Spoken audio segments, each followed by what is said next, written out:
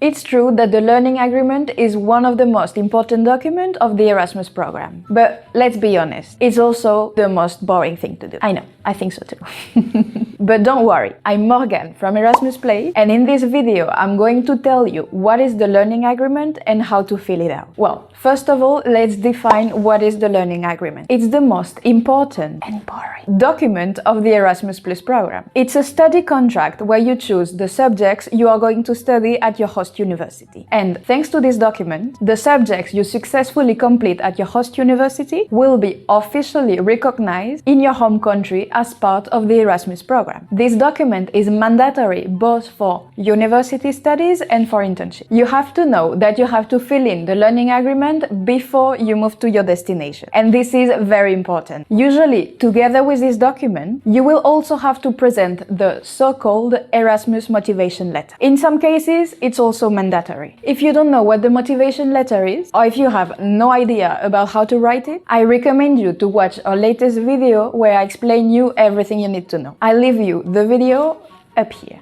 Based on the experience of the Erasmus Play team, we have drawn up a list of key points to easily prepare your learning agreement. The first thing to do is to have a meeting with your Erasmus tutor at your home university, so that he can explain you the whole process to follow. The second thing you need to know is the number of credits you can or you should choose. The next step will be to review the subjects at your home university and check the subjects available at your host university. That way, you can make sure the subjects you are going to study are similar to the ones you need to validate in your home country. At this point, we advise you to ask for help to the Erasmus students from last year, so that they can let you know about the subjects they had chosen, since they have gone through the exactly same process and know it better than anyone else. Then you have to select your favorite subjects according to your objectives. It can be to learn a certain subject, or in order not to study too much, you can look for an easy subject. I mean, that's what I did. Or even choose to study a subject in another language. The last step is to fill out the learning agreement, and you have to do it twice. One copy will be for your home university, and the other one will be sent to your host university. After filling it out, you will have to present it to your tutor, who will be in charge of reviewing it and commenting on any possible modifications that may have to be made, as well as signing it once it is correctly filled out.